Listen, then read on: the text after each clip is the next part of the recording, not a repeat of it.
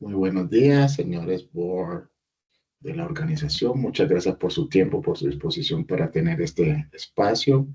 Lo que queremos entonces en el día de hoy es compartir una situación que se ha venido desde la teoría del comportamiento organizacional, darle el mejor manejo. Para tal efecto voy a proyectar una presentación que hemos preparado. El objetivo entonces es desarrollar la siguiente agenda para la sesión de hoy. Vamos a tratar 7 grandes momentos, 7 grandes puntos. Primero, una introducción acerca de los antecedentes y de descripción del problema que se nos ha venido presentando. Marco teórico, cuáles son las teorías sobre las cuales vamos a partir de la problemática que estamos identificando, qué teorías vamos a utilizar y con ese entendimiento de cuál es la problemática, cuáles son las teorías, identificar cómo le vamos a dar el mejor tratamiento, la mejor solución. Para eso también vamos a tener en cuenta unos ámbitos sobre los cuales vamos a trabajar, que son específicamente el individual, el grupal y el organizacional. Un análisis crítico de esas teorías sobre las cuales nos vamos a mover para desarrollar el análisis que estamos mencionando, cómo se aplican estas teorías para identificar la solución y finalmente un conjunto de recomendaciones y cerrar con una conclusión. Bueno, con respecto a los antecedentes y descripción del problema, la organización está, la firma, nuestra empresa está en una situación que le fue adjudicado un proyecto de $4 millones con una empresa de presencia en varios países en Centro y Sudamérica. Esa presencia, pues, ha permitido que estemos desarrollando en este momento este proyecto. La empresa tiene capital mixto, es decir, que hay capital del sector gobierno, pero también hay capital privado. La situación alrededor de este proyecto que ya fue adjudicado, una de las problemáticas estriba en que fue mal dimensionado. Es decir, las personas que trabajaron en el costeo, estimación de la solución, no tuvieron en cuenta ciertos aspectos y al final el valor que se propuso no coincide con el real del esfuerzo y el desarrollo de esta solución. Adicionalmente, pues se presentaron más problemáticas por cuanto a las personas que trabajaron en este dimensionamiento, una vez empezaron a trabajar el proyecto, renunciaron de la organización, tanto los que hicieron la estimación y lideraban inclusive el área, como el equipo de proyecto. Esto provocó, pues, por un lado, que uno de los managers, uno de los gerentes fuera ascendiendo y yo tuviera como el rol de director de esa vertical, de esa área de negocio que está liderando la solución que fue adquirida por el cliente, es decir, de este proyecto. Pero adicionalmente, esta persona ya una vez contratada y en tener este escenario, pues que habían renunciado a otras personas, contrató un nuevo gerente para que desarrollara, implementara la solución. ¿Qué tenemos entonces dentro de este contexto? Que hay una situación de conflicto de agencia. Por un lado está este nuevo director ejecutivo que obviamente, como ustedes saben, nuestra firma tiene unos procesos de promoción y tiene unas metas y mecanismos para seguir creciendo. Él tiene un interés en que ese conjunto de pasos y ese conjunto de etapas se puedan dando para su crecimiento profesional, pero también está nuestra firma como la proveedora al final, su buen nombre, los impactos que podría llegar a darse un incumplimiento, no solo en tema de reputación, sino en temas relacionados con sanciones económicas, sanciones financieras, pero también con inhabilidades que pueden desencadenar sanción eventual incumplimiento. Entonces, ahí hay un conflicto de agencias en ese sentido, pero también en los criterios, o sea, la persona nueva, el gerente nuevo contratado por este director ejecutivo también tiene unos puntos de vista, unas divergencias respecto a cómo desarrollar ese proyecto. Por un lado, el director ejecutivo, pues, si bien en su rol de director da pautas, da líneas, esta persona nueva tiene mucha experiencia, no necesariamente coincide, aunque al inicio fue muy receptivo a las instrucciones y adoptó un rol más de hacer caso, desarrollar el proyecto poco a poco, conforme ha ido identificando por un lado la magnitud del proyecto, pero por otro también dándose cuenta de que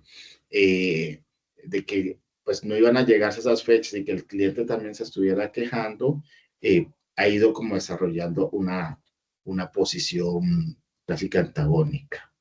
Entonces, para poder abarcar esta problemática, por un lado tenemos dos teorías, que son la teoría de sistemas y por otra la teoría de las relaciones humanas. La teoría de sistemas pues considera esta organización o en general las organizaciones como teoría como un conjunto complejo de partes interrelacionadas e interdependientes.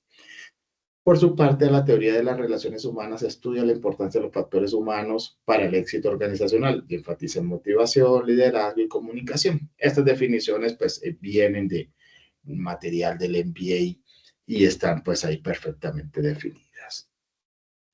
¿Qué tenemos entonces también como consideraciones? Ya hemos dado un contexto del momento en el que estamos como firma, cuál es la problemática específica que se está dando y estas teorías. Pero también es importante tener en cuenta unos ámbitos sobre los cuales se debe desarrollar todo el enfoque de las teorías. Por un lado está el individual, que está orientado, como su nombre lo indica, a la eficiencia a nivel individual. Aquí ya sabemos, ya hemos mencionado, hay unas oportunidades de trabajo tanto para el director ejecutivo como para el gerente. A nivel de equipo o grupo, lo que busca es mejorar la eficacia en el ámbito de grupo, lo cual es esencial para alcanzar los objetivos de la organización. Y requieren definir e implementar estrategias para mejorar la colaboración, la comunicación y el rendimiento del equipo. Y tenemos dentro de estos tres ámbitos el organizativo, que es para aumentar la eficiencia en el ámbito organizacional, es esencial para mantener el éxito y competitividad a largo plazo. Por lo anterior, se requiere establecer, implementar estrategias para mejorar procesos, estructuras y cultura de la organización con el fin de impulsar la eficiencia. Entonces, ¿qué tenemos a continuación dentro de nuestra agenda? El análisis crítico de las teorías, relevancia de las teorías al problema organizacional. Ya sabemos qué está pasando, pero bueno, entonces desde cada uno de estos ámbitos, ¿cómo lo podemos trabajar o cómo lo estamos identificando? ¿Listo? Entonces decimos que para el director ejecutivo el problema de esta situación se centra principalmente en el hecho de asignar más recursos y que el impacto de asignar estos recursos significará un sobrecosto para la estimación inicialmente hecha del proyecto. Y esto afectará los indicadores de gestión de su área y por ende sus metas de año fiscal y promociones asociadas a su crecimiento. El gerente, por su parte, está recién ingresado, ya comentamos un poquito la situación en la que estaba, no conoce por completo todos estos esquemas de promoción, todos estos esquemas de compensación y de crecimiento, y su enfoque es hoy el que está como más metido, está interactuando con el cliente, ya se ha ido como desligando del director y ya su meta principal no es decirle que sí a todo, sino más bien ir implementando su propio criterio y dejó que de agradar al director y hay unas diferencias ahí que se están viendo y que están existiendo. Dentro del ámbito grupal, obviamente esas situaciones del ámbito individual se empiezan a ver reflejados. Entonces, ¿qué podemos identificar ahí o qué podemos expresar ahí respecto a este punto? Decimos que respecto al estilo de dirección y comunicaciones, el director ejecutivo es de tipo autoritario y distante. El gerente, por su parte, es más amigable y cercano al equipo, lo que ha provocado que este último compenetre, que haga más engagement, mucho más con el equipo de trabajo y que poco a poco la organización le ha ido suministrando gracias a la gestión del director ejecutivo. O sea, hay una gestión también, digamos, producto de estas problemáticas, el director ejecutivo ha ido también gestionando para poder contar con más capacidad, pero la interacción con los equipos que están trabajando, con las personas que han ido integrándose al proyecto, se da más que todo de parte del gerente. Ahí hay una tensión entre esos dos y siempre alcanza a reflejarse, digamos, en las reuniones, hay unos puntos donde ambos dejan expresar su diferencia de criterio y obviamente esto genera un impacto a nivel grupal. Y a nivel organizacional, pues estamos hablando, nuestra empresa es una empresa de tipo multinacional, de origen estadounidense. Hay unas escalas de poder, hay unos manejos políticos que siempre llegan pues también a un conjunto de tensiones, a un conjunto de situaciones que deben también llevarse y ser manejadas. Entonces, a partir de este contexto, nuestro siguiente punto es la aplicación de las teorías, abordaje y gestión del cambio. Vamos entonces a hablar, como hemos dicho, que cada uno de estos ámbitos. Desde el ámbito individual hay 5 teorías como las más relevantes. Nos vamos a enfocar en 2 en este momento, en las que están en la parte que aparece aquí en la tabla que estamos reflejando en la parte superior. La primera es el modelo racional de toma de decisiones y la segunda es la racionalidad limitada. Y la visión, o sea, desde este conjunto de teorías, cómo cada uno de estos roles que ya hemos mencionado, de estas dos personas que son las que están interactuando en este proyecto, cómo se puede abordar y crear el cambio. Con respecto al modelo racional de toma de decisiones con relación al director ejecutivo, decimos que el director escalará el caso a la alta dirección para explicar la problemática, es decir, él tiene una capacidad de análisis, una capacidad también de interacción en unas instancias que el gerente no lo tiene. Y desde su análisis racional y toma de decisiones, él puede orientar por ahí su enfoque de solución y creación del cambio. El gerente, por su parte, buscará generar espacios para, con datos y cifras, reflejar la criticidad de la situación. Al estar más metido, al tener un entendimiento mayor, cercano, permanente, cotidiano, puede extraer información, puede extraer data, puede extraer cierto conjunto de, de, de, de análisis o llegar a cierto conjunto de análisis que van a ser de mucho valor dentro del proceso de análisis. Y la racionalidad limitada, que lo que va a decir entonces desde la parte del director ejecutivo es reconocer el desconocimiento técnico y la experticia necesaria para desarrollar un proyecto de estas características, debería generar cohesión con el gerente quien sí las conoce y las maneja. Es un enfoque que le va a permitir a él, desde su desconocimiento técnico, pero gracias a la posición que tiene, si se cohesionan, poder manejar entonces desde esta perspectiva. El gerente, por su parte, el desconocimiento de la organización y de las instancias para hacer escalamientos funcionales y jerárquicos, deberá generar cohesión con el director ejecutivo, quien sí las conoce y las maneja. Entonces, cada uno tiene un conocimiento, cada uno tiene unas competencias y unas habilidades, y es solo en ese momento, en el correcto abordaje desde estas dos realidades y a partir de estos dos modelos, que puede llegar a generarse una creación del cambio. Hay otros, en teoría de las perspectivas, hay intuición, hay sesgos cognitivos que les va a quedar en este material que hemos generado y que les estamos compartiendo. Desde el ámbito grupal, recordemos que era 3, entonces desde el ámbito grupal también tenemos sobre todo en este, a que, a pesar de que estamos mostrando 4, nos vamos a enfocar en estos dos primeros, pensamiento grupal e identidad social. Este material, insisto, les queda disponible para consultarlo y si es necesaria una iteración adicional posterior a esta, pues podemos generarla.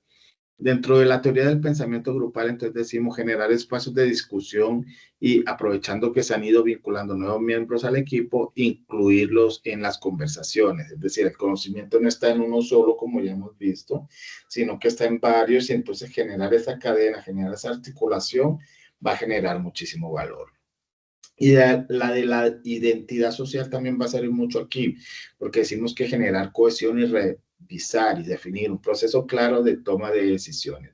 La de la identidad social lo que va a permitir es identificarnos en nuestro rol todos como una empresa, una sola firma, al final un proveedor a un cliente, va a crear una unicidad en cuanto a que todos tenemos la misma camiseta, en cuanto a que todos tenemos un rol específico y una visión específica dentro del proyecto. Así que es otro de los elementos que también va a ser útil, que también podemos aprovechar.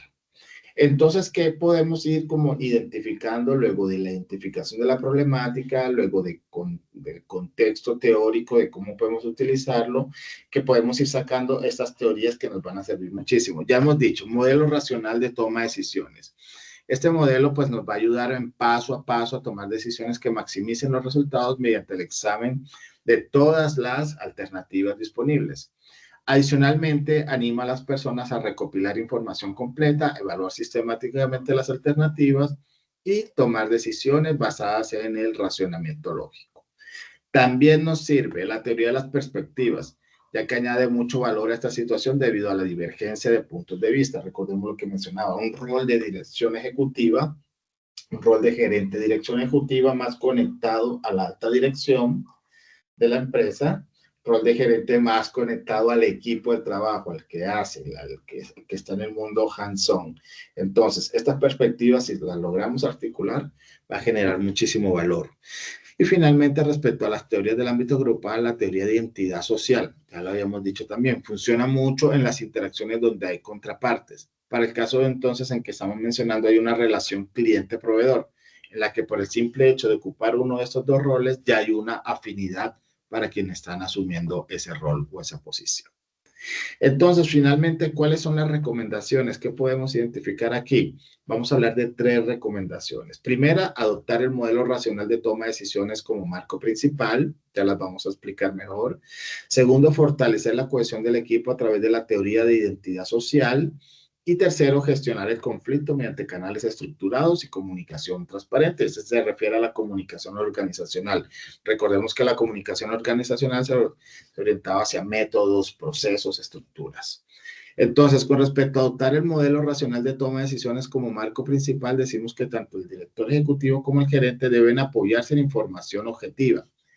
¿Qué es información objetiva? Bueno, costos, tiempos, capacidades técnicas y evaluar de manera sistemática todas las alternativas. Esto ayudará a disminuir sesgos cognitivos, reducir tensiones personales y alinear las decisiones con los objetivos de la organización y del proyecto. Primera recomendación. Estamos ante un escenario de no adoptar estas recomendaciones, insisto, puede llevar a que la firma sea sancionada, a que la reputación pueda llegar a ser afectada e incluso algunos tipos de inhabilidades más adelante. Entonces, continuando en estas recomendaciones, mencionamos ahora fortalecer la cohesión del equipo a través de la teoría de identidad social. Se recordarán que la mencionamos. Decimos que es clave consolidar un sentido de pertenencia compartido entre los miembros del proyecto, independientemente de jerarquías o afiliaciones internas. Recordemos esa fricción que se estaba dando. Esto implica entonces, perdón,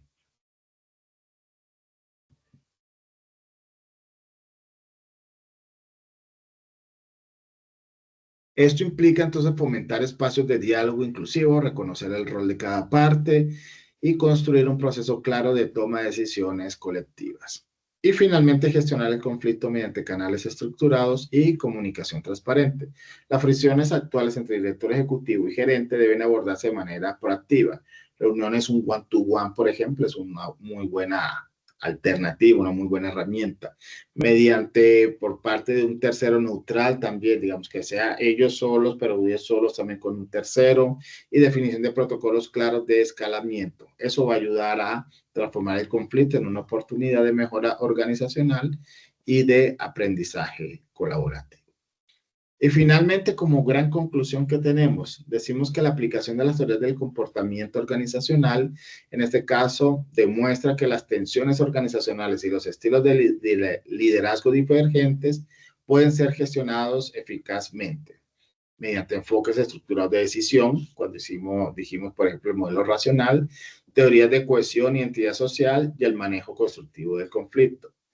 Decimos entonces, o es importante tener en cuenta que si los líderes adoptan estos marcos, no solo se optimizará el resultado del proyecto, sino que también se fortalecerá la cultura de colaboración, generando un cambio positivo y sostenible dentro de la firma. Y esto era lo que queríamos compartirles. Muchas gracias por su tiempo, por su atención, por su disposición.